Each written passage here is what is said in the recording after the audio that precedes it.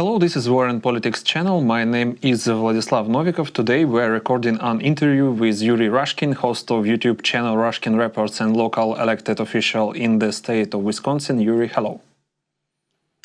Hello, Vladislav, and greetings to all our listeners and viewers. Yes, I'm recording this interview, this conversation from the center of universe, the great state of Wisconsin.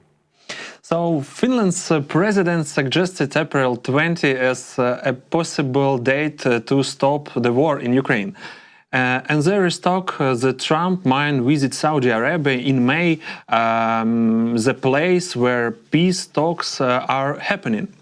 That sounds like something big could happen soon. Do you think the war could really end that fast, or is it just talk?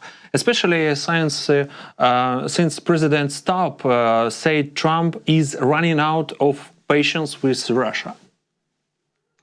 That is an interesting situation that we find ourselves in, because on one hand, it seems like there's a lot of information being thrown at us all the time. Where there's this person said that, and there's this visit to this place, and it may seem confusing at the time, but then at the same time, I think we start to see that a similar pattern emerges every time, where first we'll see Donald Trump say that he will fix the situation in 24 hours and everything is going to be done quickly.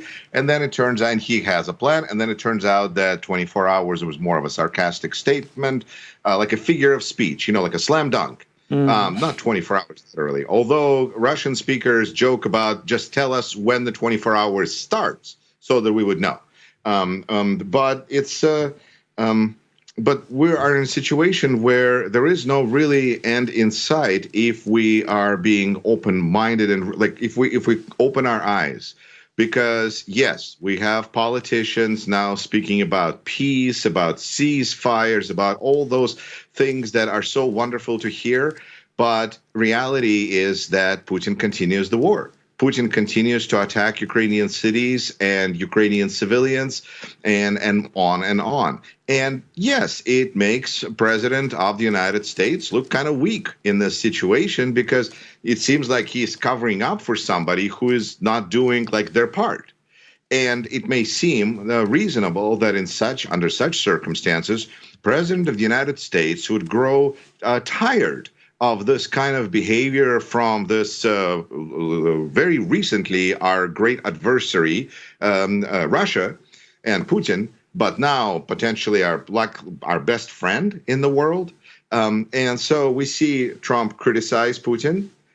We all write about it. We talk about it. It seems like, oh my gosh, finally something. This is now Trump is really going to show Putin all of that stuff. And then a few hours later, we see how Trump walks back those statements every time. I don't know how many times the cycle has to repeat so that people go, let's see, how long is it going to take before, I don't know, he gets a call from Peskov and says, Donald, you can't do that. Come on, you're talking about Putin here. So I don't know what happened, if he just kind of, if this is a negotiation tactic. But it's important to acknowledge that even those strong worded statements about Putin, Trump is still trying to sit on the fence about how he feels. Like, if I will decide that this is Russia's fault, then there will be consequences. So Trump leaves his judgment as a prize. Do you want me to make my judgment this way or this way? Fight for my judgment. Fight for my support. Otherwise, he has no, apparently, morals that can direct him in any particular direction. Money, possibly, benefits. We see this with people all the time. But just a few make it so clear. In this situation, we can hope for a quick end to war. We need to hope for an end to war. We can't be hopeful for an endless. Who is hopeful for an endless war? Maybe China, for an endless war between Russia and Ukraine and the West and everybody, while China can sit back and enjoy all of this. Right now, we see, of course, that Baltic countries are actually nervous about peace, because they're concerned that as soon as Russia stops losing people, 1,000 a day, a week, whatever, at a huge pace in Ukraine, then they will just redirect those troops to Baltic state borders. And that makes Baltic states very, very uncomfortable, uneasy. And it's an interesting realization that there are consequences to ceasefires as well. But the circumstances under which this is being done, we have to acknowledge Putin is still the same Putin he's been all his life. He is not following directions. He is not following agreements, follow-through agreements. He is недоговороспособный. You can't make agreements with him. He is unagreeable with. The Russians have a great, like very long word for this. It's important that different leaders continue to speak to Trump and continue to remind him and show him the consequences of his actions and show him that, Ukraine is more willing to work with him than Russia, although it seems that Ukraine now is potentially, in Trump's opinion, walking away from the minerals deal. And if that is going to be the scenario, so I think there's some room for Ukrainian diplomacy to do some work. But in the end, it is Putin that breaks every agreement he has made. And he's counting on Trump to kind of swallow it. And whether President of the United States is willing to swallow insults from a Russian leader, well, I mean, for me as an American, I find this whole thing is very insulting. Because we're Americans, we are looking, we know we're not Russia. We know that Russia is a weak country that wants to, just expand its territory and make life of everybody miserable. That's great. I mean, that's pretty blatant and clear for hundreds of years how they've been operating. But now, of course, we have a president who thinks that that is the right approach. And that means that Greenland, Canada could be, United States, and Ukraine could be part of Russia. And, I just came back from visiting Israel for the first time. And I think that Donald Trump looks at Gaza and Israel like Ukraine and Russia. And he thinks that Gaza belongs to Israel. And he, kind of the same way that Ukraine belongs to Russia. There's a very consistent worldview. So it doesn't make sense to call people crazy. They have an agenda that they're following through. It's just that we don't think it's a reasonable agenda. But calling it madness doesn't really help us. Trump doesn't have a plan. He has a direction. He has preferences. He has, things he'd like to see happen. And he would like to see the war in Ukraine. And so that Trump could have good relationship with Putin. And America could have even a better relationship with Russia. It is a plan that they're trying to make real, in part because I think Trump wants to be with Putin on Red Square on May 9th. And if Ukraine does not agree, or there is no ceasefire by then it seems like perception in the White House at the moment is that it would make a little more difficult going to Red Square on May 9th to celebrate the 80th anniversary of specifically the day that Russia, Soviet Union, pardon my French, Soviet Union signed a capitulation with Germany or vice versa, because the rest of the world knows World War II continued until Japan surrendered. But of course, this is a Russian-Soviet universe, and Donald Trump is willing to be a part of it, which is, again, so just embarrassingly just shameful. So with that in mind, there will be a date, but it's not going to be quick, and it's not going to be lasting because Putin is still there. And as long as Putin is going to be there, he will want to expand Russian territory. And unfortunately, there's a kind of opinion forming that even if Putin isn't there, Russia will continue to go in the same direction because it's kind of working. The country has been changed into a military structure. And now, well, let's just continue in that vein. It seems to be working okay from Russian point of view. I'm not going to say it's crazy because it's their logic. Just because I don't like it, I don't accept it, I reject it, it doesn't mean that I shouldn't look at it as somebody has a plan and they're executing this plan.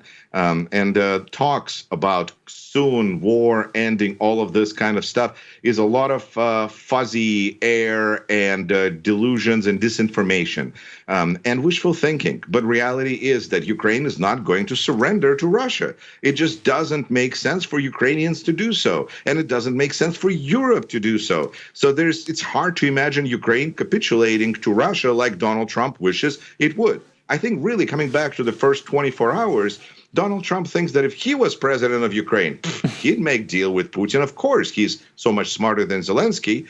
And all reasonable people in the mind of Donald Trump will make the deal that he wants to be made between Russia, Ukraine, because in Donald Trump's mind, this is reasonable. The fact is that there's reasonableness and the realism of the Trump administration, and there's also reality. And then reality is such that Ukraine can't surrender, and Ukraine can't accept capitulation on Trump, Putin, Musk's terms. And the conversations about minerals can be right now just a ploy for time, waiting for those agreements on weapons that Biden has signed and Biden approved. Oh, evil Biden. As long as those continue, then this makes sense for Ukraine to maintain some kind of a conversation with the United States about some kind of an agreement because, well, maybe Ukraine is stalling for time. I don't know that. I think Trump is catching on to that because this is his style. You know, you delay, and now he sees that Ukraine is delaying, and he knows that, so he's not happy. But those are the facts. Mm-hmm. So, Yuri, do you think a ceasefire is even possible that soon, or we talk about years? I mean, Putin keeps pushing the war forward, but that doesn't really line up with Trump's plan to stop it. It's true. I think Putin continues with his plans, and the fact that Trump would like them to change his plans means I think it appears very little to Vladimir Putin. The fact that, just wishes of anybody don't seem to matter to Vladimir Putin. Will Donald Trump get fed up? Will he get really upset to the point that he will not walk those comments back 2 hours later? We are yet to see. So far, well, yes, it is clear. He thinks, he has a vision that things should have been worked out by now. But reality is such that Putin doesn't follow through on agreements. So whether Donald Trump will at some point come to this realization or not, there are some arguments to be made that there's a path through which Donald Trump has let people go, in a sense that he feels that people eventually all betray him, eventually everybody turns on him, and so I guess why not Vladimir Putin? But it's a little hard to imagine considering the multi-decade relationship that Trump speaks of openly every day about Vladimir Putin and Donald Trump and that close relationship. I think you, Vladislav, have, I'm sure, friends that you've been friends with for a long, long time. And sometimes people say things, that are angry, that are frustrated. But, between friends, you can work it out, and then you have that multi-year relationship to have that bank account you've invested the feelings and emotions to rely on. Those guys will be fine. I think Donald Trump and Vladimir Putin will be friends, but I think that the problem is that Trump would like to be friends with Putin. But Putin doesn't really view Trump as equal. He looks down on Trump, and Trump looks up at Putin.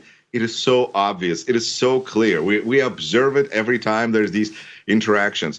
And yet it is so horrendously horrific to imagine this scenario that we keep coming up with all sorts of explanations to explain why this is just bad, presidenting. Mm-hmm. Like if Donald Trump just doesn't know what he is doing, and that's why. I think he knows what he is doing too well, and he's basically destroying the American economy. This is where ceasefire and those kinds of conversations, I think that Ukraine has to decide for itself, and Ukraine no longer has the support of United States, but it has support of Americans who are, as we are dealing with our crisis over here, continue to support Ukraine, and Ukraine has support of people all over the world, from Canada to Europe to Australia to Japan, and we see that the result of all of these seemingly erratic actions by President of the United States are making Europe great again. This mega, which actually makes sense, it's actually a word. Is happening because people are seeing that dealing with the United States is difficult. And if the United States is going to go the path of Hungary, we need to acknowledge that Hungary is now Hungary. I'm sorry. They are first or second, the poorest country in the European Union. I mean, this is really just demonstration that these things don't work. What Orban, what Trump, they're offering is bad idea for an average person in the nation that they supposedly serve. And as people come to this realization, of course, some get mad, some get, reaffirmed. Talking about ceasefires with how can be a ceasefire maintained with somebody that breaks. I feel like I have to answer you back with Zelensky's question from February 28th to J.D. Vance. But like, what kind of diplomacy are you talking about when Putin breaks every deal he's ever made? I think Ukrainians understand this perhaps even better than Americans. And therefore, Trump will continue to push Ukraine to peace on his terms, which is essentially capitulation or surrender. He will continue to look for ways to plunder Ukraine's natural resources. And he will continue to do what he has been doing. And Ukraine will continue to fight like it's been doing. And Europe is actually going to be helping more and more every day, as it has been doing as well. But I have one important question about emotions. Trump said he was really angry after Putin questioned Zelensky's legitimacy. That's a big shift. Looks like something went wrong between them. Do you think they had some kind of deal that's now falling apart? How long can Putin keep testing Trump's patience? And will Trump finally get tough on Putin like he's been tough on Ukraine this whole time? I think we should keep watching the actions instead of paying attention overwhelmingly to words. Because when we are seeing actions and there's been no new aid, no new help to Ukraine, the only thing we're negotiating right now, as I'm watching these negotiations, is about the existing help, existing aid that was already signed given under President Biden. So we're not really seeing any actions from Donald Trump that would lead us to believe that he has anything but positive feelings towards Russia and negative feelings towards Ukraine. I know it's hard for Ukrainians to believe this, but Donald Trump doesn't really care for them very much. And he doesn't really care for things that matter in a democracy very much. He has a different worldview.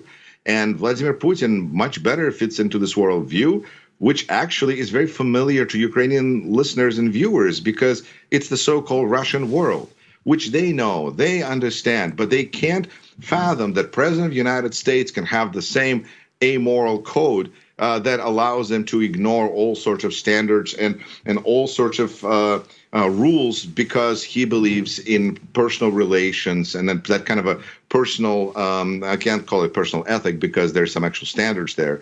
But this is we see this for decades. So to expect a man of his age to start acting differently, that would be madness. I think if we expected Donald Trump to act differently from how he's been acting for almost 80 years, that we would be the ones who would be crazy because every time Donald Trump gets upset and frustrated and he carefully, so ever carefully jabs Vladimir Putin and says, "Oh, Vladimir, doesn't he understand what a difficult situation he is in? This makes me so mad." No, he doesn't understand. He feels like he's fine. And he feels like you're going to swallow it, Donald Trump. And if you're going to swallow it, then he's right. And if you're not going to swallow it, then you're going to give more military aid to Ukraine. It's so simple. And until Donald Trump decides that it makes more sense to give military aid to Ukraine, he's going to be seen as weak. And it's not about blackmail. It's not about, it's as far as like, I'm sorry, I'm going to take that back. There is blackmail, of course. I mean, look at the people we're dealing with.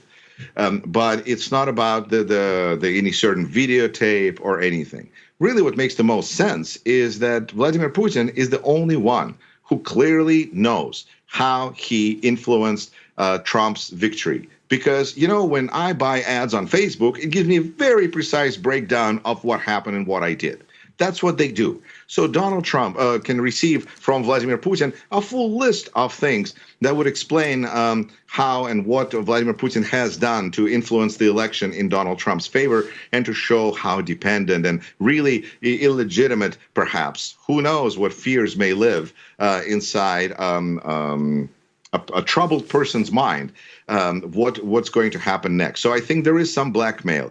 But people, I think, usually try to not think of the fears but they want to think of the positives of the relationship. And of course, there are positives to a relationship between a leader of FSB and a United States president. They may not be the benefits that we may have thought before, but there are advantages. I mean, he can probably get now Trump Tower in every city. whatever. I think that I'm sure he's been promised lots of things that are exactly what he was hoping to hear, because words are so easy to say. So Putin has a relationship with Trump that is clear, that is long-standing, that requires a certain amount of manipulation and control from Putin to kind of guide Trump in the direction that he wants him to go. But at the same time, with understanding that Donald Trump is somewhat, how do I say, hard to manage. And so I think people that think that he is that Putin is happy, that Putin is happy with the performance, I think are underestimating the volatility of Donald Trump. But then end result seems to be the at least economic and military and foreign reputation destruction of America. That's gotta make Vladimir Putin happy. Mm-hmm. And I can't ignore this next topic. Trump says he is not joking about running for third terms. And some say he could stay in power until 2037. Doesn't that remind you of someone? I mean, maybe Putin? Just saying. We will talk about this before, but I have to ask again. Is this what democracy looks like now? Does America need a version of democracy that looks more like Putin, Lukashenko, or even Kim Jong-un? I think that this is what democracy looks like. This is what we see when it's actually a slogan from Wisconsin protests, because when we occupied the Capitol in 2011, and there were crowds marching around the Capitol in Madison, and people were chanting, "This is what democracy looks like." It's a great ta ta ta ta ta ta ta ta. Works very well as a chant. I think that Americans are paying attention.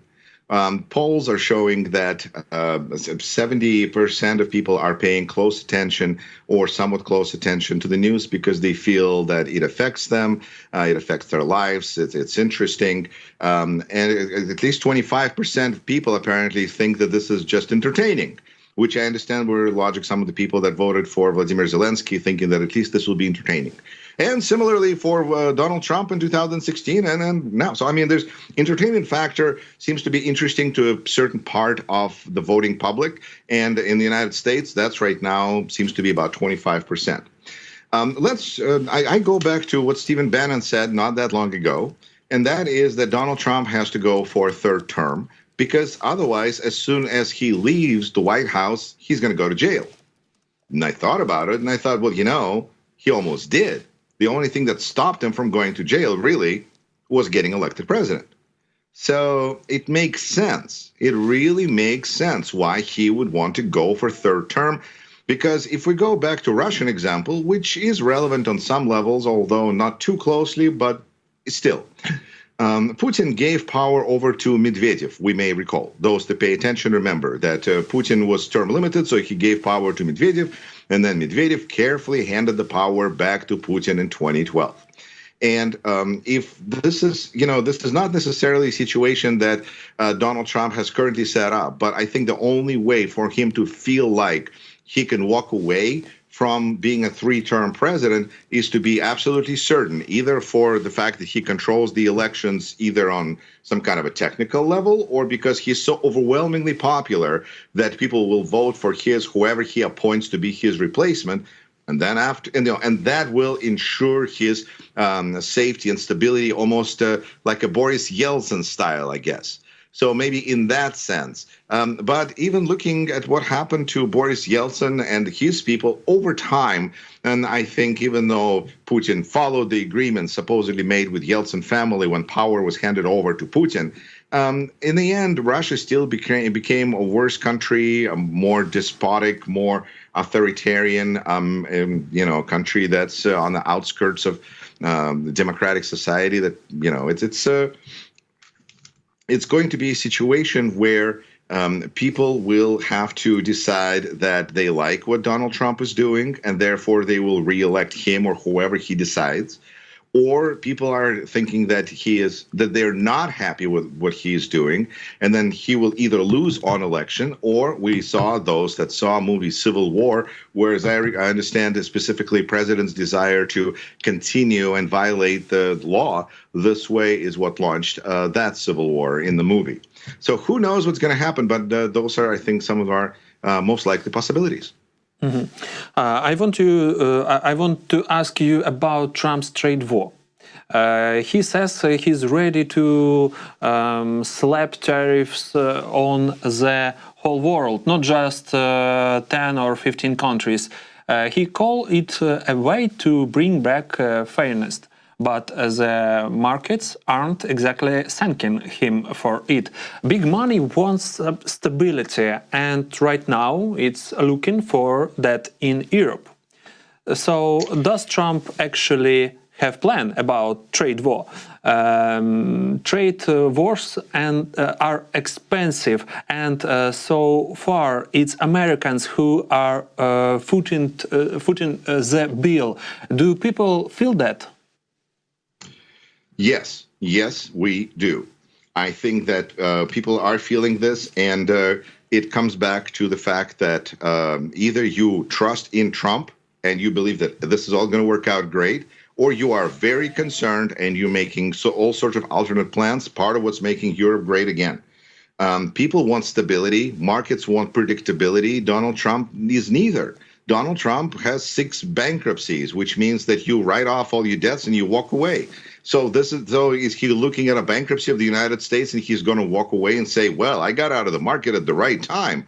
Who knows? But I think that everybody is very concerned. Markets are falling all over the world, and this is how to destroy American economy 101. It's very simple, because you just announced tariffs, and yes, you do not need tariffs you don't need Congress to vote in your support on this. You can, as a president, just announce tariffs. But because Donald Trump's specialty is bad ideas, and that's really all that's really key to know here. When we look at tariffs, we can presume that it's a bad idea, and then after looking at it for 5-10 seconds or less, we can figure out a number of ways in which it is a bad idea.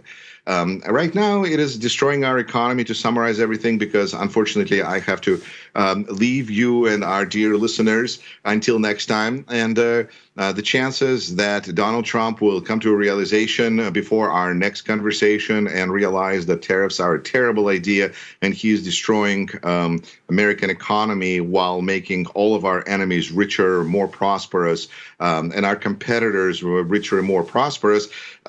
We shall see if this will happen before our next conversation. I doubt it, but we shall discuss it next time. Yuri, thank you for this conversation, and thanks you, viewers. Our guest was Yuri Rashkin, host of Rashkin Report and local official from Wisconsin. Thank you for being with us. Yuri, thank you. Absolutely, and I will just say, I started with this, I should end with this, even though we're out of time. But Wisconsin, April 1st is going to be elections. If you live like me in Wisconsin and you haven't voted like me yet in Wisconsin, we need to vote, and of course we will vote in the election, and we will send a message to who? Elon Musk, that he doesn't own Wisconsin, that we, the voters, own our own state. See how that works? Thank you so much. Slava Ukraini.